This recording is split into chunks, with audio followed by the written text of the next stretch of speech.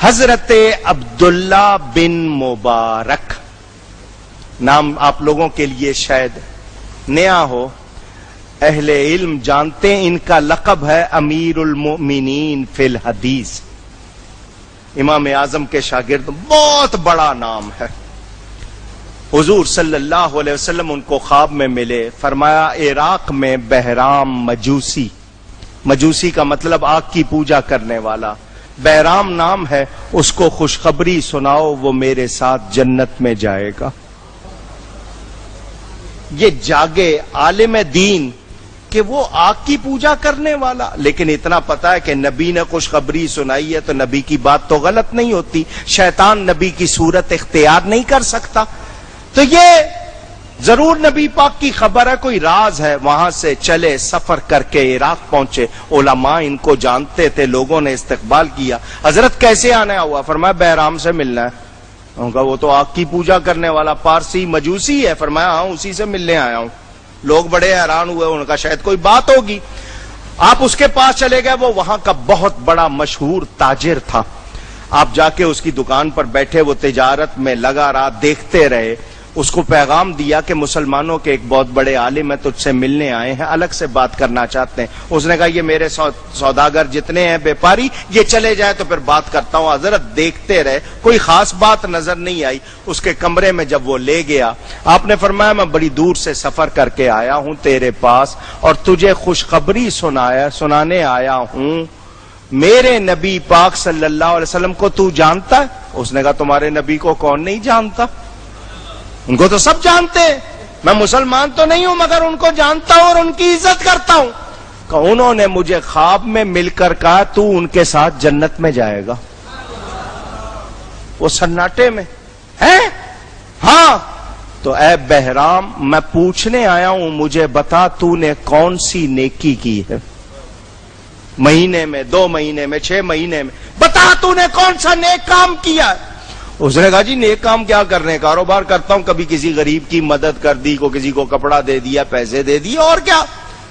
حضرت عبداللہ نے کہا میں چل کے آیا ہوں اور میرے نبی نے خبر دی ہے، میرے نبی کی خبر غلط نہیں ہوتی، سچ سچ بتا دے۔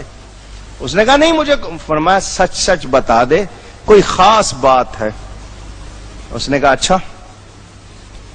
اس نے دروازہ کیا بند اور کہنے لگا میں آپ کو بتا رہا ہوں اس وعدے پر کہ آپ کسی کو بتائیں گے نہیں۔ فرمایا ابھی فوراً نہیں ظاہر کروں گا، تجھ سے وعدہ کرتا ہوں۔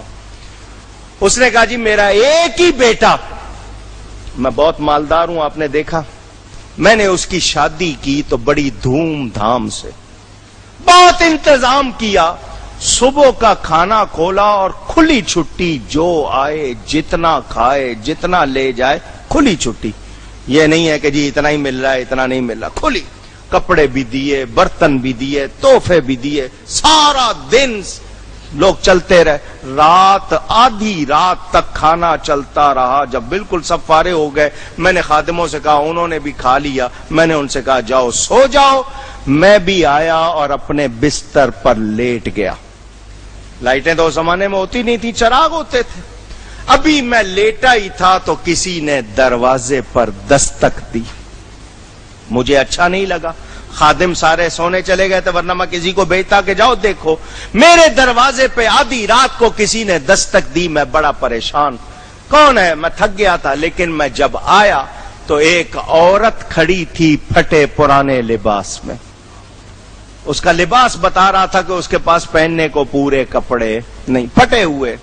اس کے ہاتھ میں ایک چراغ تھا جس کا تیل ختم ہو گیا تھا اور ہلکی سی وہ جو ہوتی ہے نا ٹمٹماٹی، وہ چیز اس نے چراغ میرے سامنے کیا، بہرام اس چراغ میں تھوڑا سا تیل ڈال دے، تھوڑا سا تیل ڈال دے، میرے بچے بھوکے ہیں، اندھیرا ہو جاتا ہے وہ اور روتے ہیں، روشنی ہوگی تو وہ تھوڑا سا آسرا ہوگا، اس میں تھوڑا سا تیل ڈال دے۔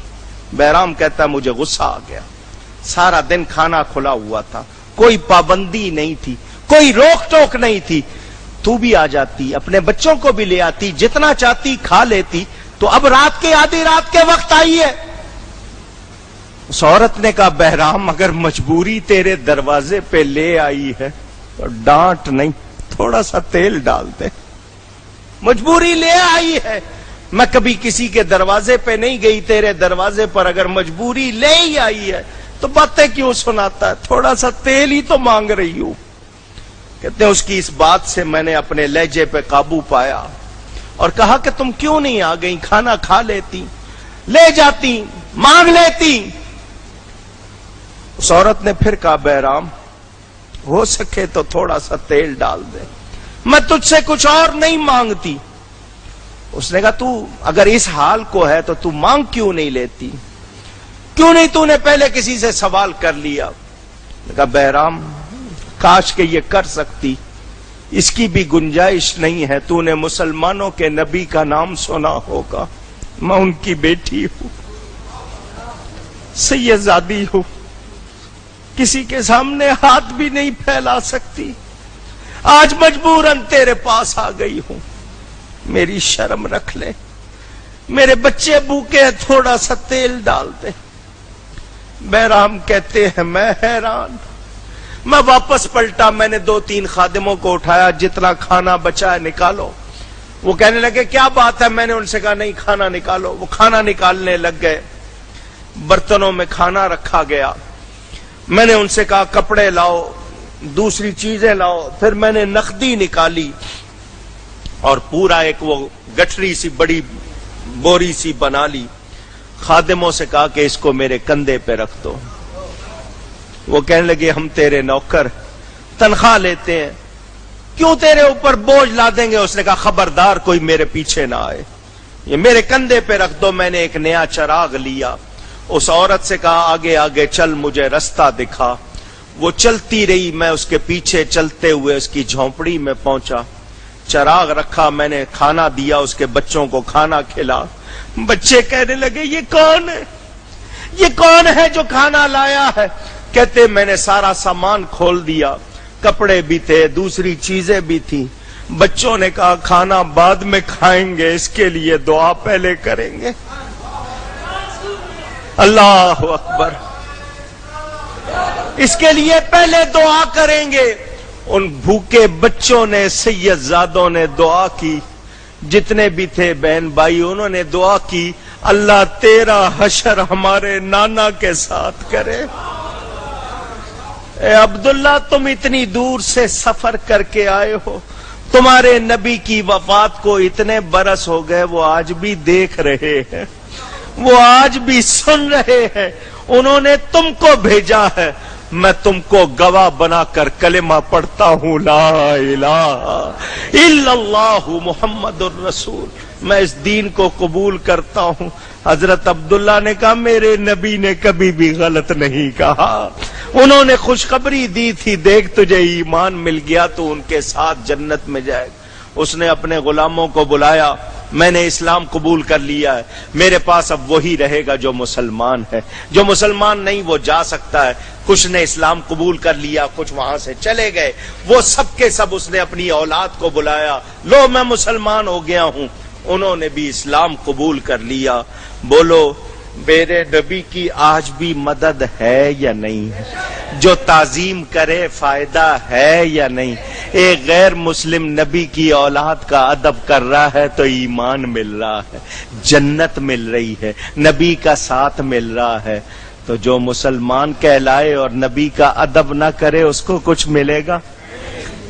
بس ایک ہی نسخہ یاد کرنا, نبی کی عزت کرنی ہے, ان کی تعظیم کرنی ہے, ان سے محبت کرنی ہے, اور اس معاملے میں رعایت. گفتگو میں مجھ سے کوئی غلطی ہوئی ہو اللہ کی بارگاہ میں توبہ کرتا ہوں. وآخر دعوانا ان الحمد للہ رب العالمین.